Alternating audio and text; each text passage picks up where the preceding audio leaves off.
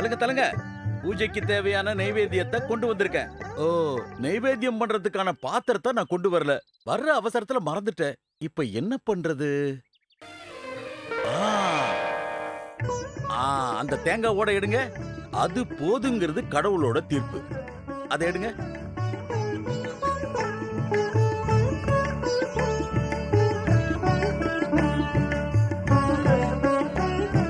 அம்மா பகவதி, நாங்க கொடுக்கிற இந்த நைவேத்தியத்தை ஏத்துக்கிட்டு எங்களுக்கு ஆசி வழங்கணும் தாயே. சாமி, இதுக்கெல்லாம் என்ன அர்த்தங்கிறத புரிஞ்சுக்க நாங்கெல்லாம் ரொம்ப ஆவலா இருக்கோம் சாமி. நீங்க எல்லாம் புண்ணியம் செஞ்சவங்க. ஜெகன் மாதாவான சாட்சாத் பராசக்தியோடைய அருள் அந்த சிலையில குடியிருக்கு. வேந்த நாட்டோட புண்ணிய காரியங்களால விஸ்வ ஜனனியான மகாமாயி இந்த ரூபத்துல இங்க எழுந்தருளி இருக்காங்க. இனி தாமதிக்காம தேவிக்கு பூஜைகள் செஞ்சு ஆராதனை செஞ்சு போற்றவும் செஞ்சா எதிர்காலத்துல இந்த ஊருக்கு எந்த ஆபத்தும் ஏற்படாது. அம்மா பகவதி, பிரசீத பிரசீத.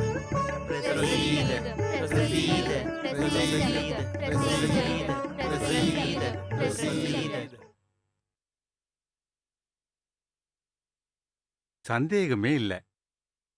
சாட்சாத் பராசக்தி சிலை வடிவத்துல பிரத்யட்சமாயிருக்கா. சிலையில இருக்கிற ரூபம் அனந்த சாயியான மகாவிஷ்ணுவும் லக்ஷ்மினால அவளோட அருள் தான் இங்க தெரியறது. இது வேந்தா நாடோட பாக்கியம்னு தான் சொல்லணும். வேற என்ன சொல்றது? எந்த நிலையில இந்த திவ்ய சக்திய பூஜை பண்ணணும்னு விளக்கமா சொல்லுங்க. லக்ஷ்மி, சரஸ்வதி, துர்கா இதுல யாரையாவது சங்கல்பம் பண்ணிட்டு நாம பூஜை பண்ணலாம். நாராயணனை சங்கல்பம் பண்ணிட்டு நாம பூஜை பண்றது நல்லது. அப்ப அப்படியே செஞ்சிடலாம். என்ன சொல்றீங்க? எந்த ஆட்சேபனையும் இல்ல. ஆனா ஒரு விஷயம், நம்ம ஊர் செஞ்ச புண்ணியத்தினால நமக்கு கிடைச்சிருக்கிற இந்த தெய்வ சக்திய நம்ம கிராமத்தோட பொது சொத்தா அறிவிக்கணும். சந்தேகமே இல்ல. இன்னைக்கு இங்க கூடியிருக்கிற 9 பூசாரிகளும் அவங்க குடும்பமும் சேர்ந்து அம்பாளுக்கு ஒரு கோயில் கட்டணும். அம்பாளை முதல் முறையா பார்த்த நம்ம பூசாரியே அந்த கோயிலுக்கு பிரதான பூசாரியே இருக்கட்டும். என்ன சொல்றீங்க? சரிதானே?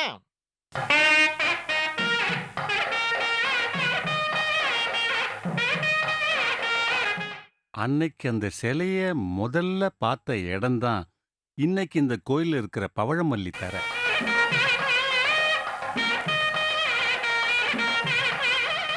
எவ்வளவு அற்புதமான சம்பவங்கள்லாம் இந்த கோயில்ல நடந்திருக்கு. வில்வமங்கல சுவாமிகள், ஆதிசங்கரர் முதலான அவதார புருஷர்களோட பாத சுவடுகள் இங்க பவித்திரமா இருக்கு.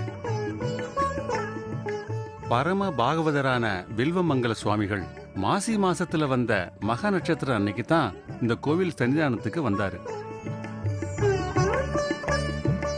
இந்த குளத்துல குளிச்சு முடிச்ச பிறகு நாம கோவிலுக்குள்ள போகலாம். நான் குளிச்சு முடிச்ச உடனே நீங்க குளிங்க. அப்படியா?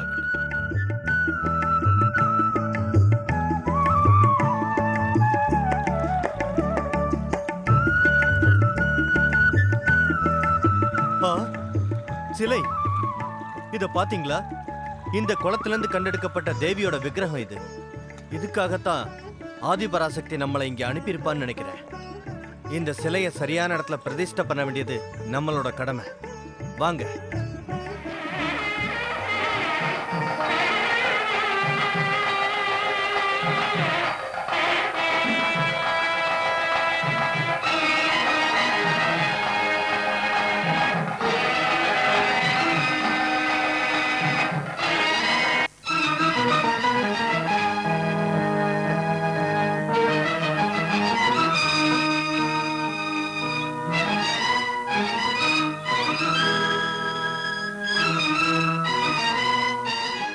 பத்ரகாளி, பக்த பிரியே, உன்னை தேடி வர பக்த கோடிகளுக்கு சங்கடங்களை நீதாமா நிவர்த்தி பண்ணி தரணும்.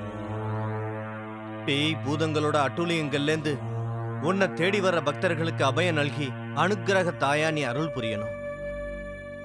பத்ரகாளி, மகேஸ்வரி, மாயஸ்வரூபிணி, பாகிமாம் பாகிமாம்.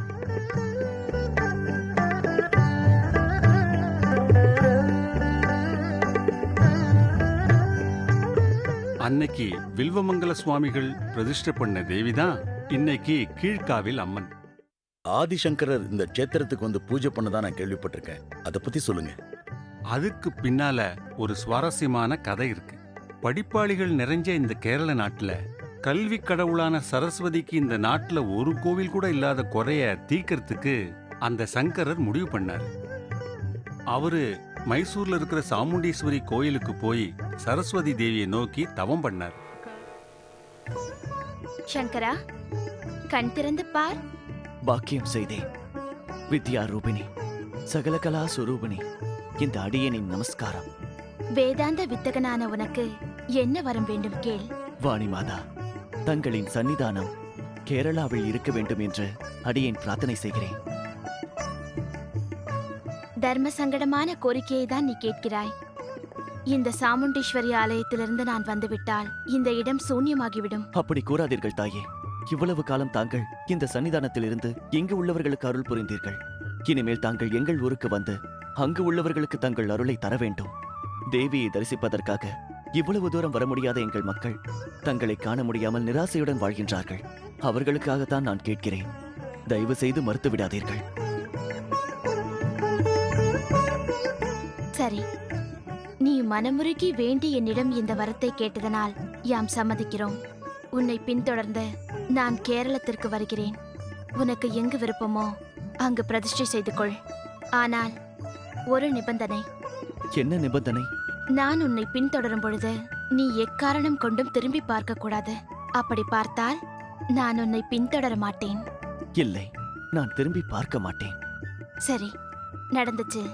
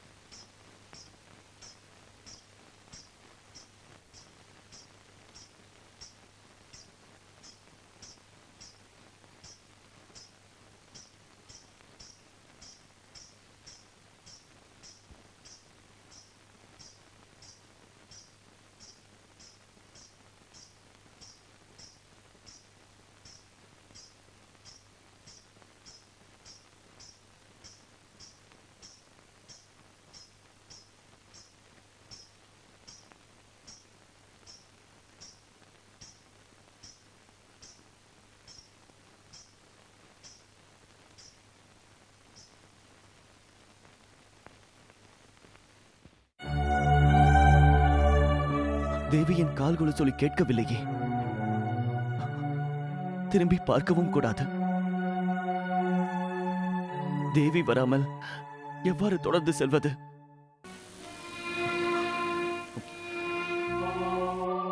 ஐயோ தேவி, மன்னித்து அருள வேண்டும். நான் செய்த பிழைக்காக என்னை மன்னித்து அருள வேண்டும். நிவர்த்தி இல்லை. நீ என்னுடைய நிபந்தனைகளை மீறியதால் இதற்கு மேல் நான் உன்னை பின்தொடர மாட்டேன். இந்த நிமிடம் முதல் இந்த மூகாம்பிகை இங்கே சன்னிதானம் செய்கிறாள். கருணை தெய்வமே, நான் தெரியாமல் செய்த பிழை அல்லவா? இந்த அற்ப மனிதன் செய்த பிழையை மன்னித்து தாங்கள் என்னுடன் வர வேண்டும். முடியாது. இனி இந்த ஸ்தலத்திலிருந்து ஓரடி கூட நான் முன்வைக்க மாட்டேன். என்னை தரிசிக்க விரும்பினால் கேரளத்தின் எல்லையில் இருக்கும் இங்கு வந்து தரிசித்துக் கொள்ளட்டும். அப்படி கூறாதீர்கள் தாயே. தங்களது சன்னிதானத்தை கேரளாவில் ஸ்தாபிப்பதற்காகத்தான் நான் இவ்வளவு காலம் தவம் செய்தேன். அது நிறைவேறாவிட்டால் இந்த இடத்திலிருந்து நான் போக மாட்டேன். இது சத்தியம். மகனே, நீ என்னிடம் வேண்டி கேட்பதால் உன் வேண்டுதலை நான் நிறைவேற்றித் தருகிறேன். ஆனால் உன்னுடன் என்னால் வர இயலாது. உன் ஊரில் இருக்கும் சோட்டானிக்கரை ஆலயத்தில் உதயகால பூஜை தொடங்குவதற்கு முன்பிருந்து அர்த்தஜாம பூஜை முடியும் வரை என்னுடைய அருள் அங்கிருக்கும். அதன் பின்பு நான் இந்த மூகாம்பிகைக்கு திரும்பி விடுவேன். அதனால் அங்கிருக்கும் பக்த கோடிகள் சோட்டானிக்கரைக்கு வந்து என்னை வணங்கி தரிசனம் செய்தால் அவர்களுக்கு அனைத்து வரங்களும் கிடைக்கும். இனி மனநிறைவுடன் ஊருக்கு திரும்புவாயாக. எல்லாம் தங்களின் கருணை. போய் வருகிறேன். தேவி, ஆகா, புண்ணிய தரிசனம். நாதஸ்வரூபிணி, ஞானஸ்வரூபிணி, ஜெகன்மோகினி, என்றென்றும் என் ஊராருக்கு அனுகிரக தாயினியாக இந்த புண்ணிய ஸ்தலத்தில் சன்னிதானம் கொண்டு அருள் புரிய வேண்டும்.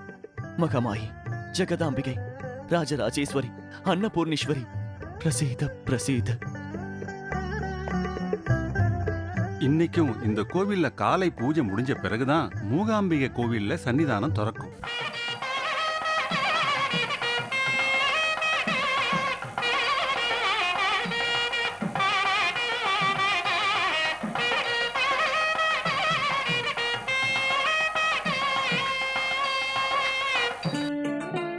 காலையில சோட்டானிக்கர அம்மனுக்கு அணிவிக்கிற உடை வெள்ளை. வெள்ளை உடை அணிவிக்கிறதுனால சரஸ்வதி தேவியோட அருள் கிடைக்குங்கிறதுனால தான் அம்மனுக்கு வெள்ளை உடை அணிவிக்கிறாங்க. காலை பூஜை முடிஞ்ச பிறகு அதுக்கப்புறம் அம்மனுக்கு ரொம்ப பிடிச்ச ஆடையான சிவப்பு நிற பட்டாடை.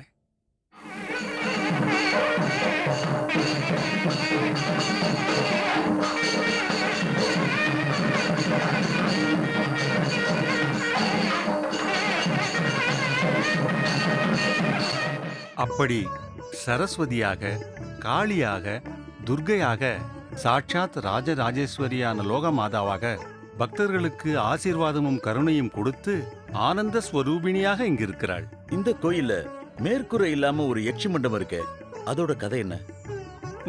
சொல்றேன். ஆனா அந்த கதைய நீ கேட்க கூடாதும்மா. நீங்க போய் தூங்குங்க. தூங்குங்க. காலையில எழுந்து பூஜைகள் நிறைய செய்ய வேண்டியிருக்குல்ல, போங்க. அந்த யட்சி மண்டபத்துக்கு பின்னால ஒரு சுவாரஸ்யமான கதை இருக்கு. இங்கிருந்து ஒரு 7-8 நாழிகை தெற்கு பக்கமா தோப்புராங்கிற ஒரு அழகான கிராமம் இருந்தது.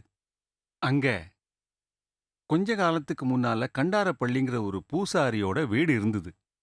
அந்த வீட்டோட காரியதர்சி தான் துட்சன்கிற பூசாரி.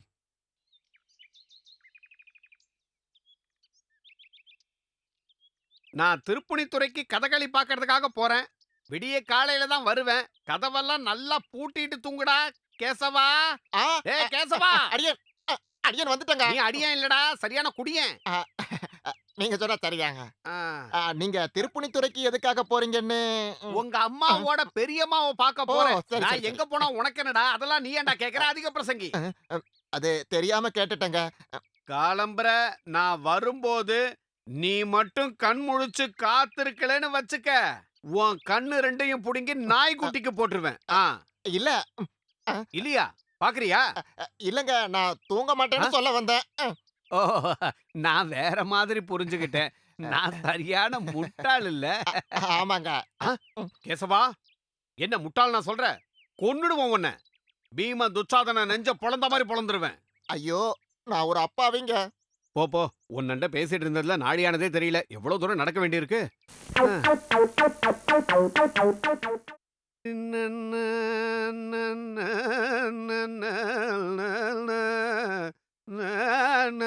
தாளம் தப்பிடுத்து, புகையிலே போட்டு போவோம். ஆஹா, நிலா எவ்வளவு அழகா இருக்கு. இந்த நிலா வெளிச்சத்துல துணைக்கு ஒரு பொண்ணு இருந்தா எவ்வளவு நன்னா இருந்திருக்கும். பேசி என்ன பிரயோஜனம்? மல்லிகைப்பூ வாசனை, நிலா வெளிச்சமும் மல்லிகைப்பூ வாசனையும் சேர்ந்தா ஒரு பிரம்மச்சாரிய பைத்தியமாக்குறதுக்கு இதை விட வேற என்ன வேணும்? யாரு கொலுசு சத்தம் கேக்குது? யாரா இருந்தாலும் சரி, தயங்காம வாங்கோ, இந்த பக்கம் வாங்கோ.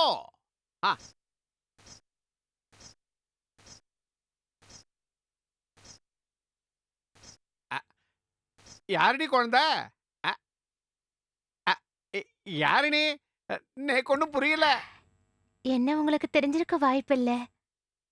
ஆனா உங்களை எனக்கு நல்லா தெரியும். அப்படியா?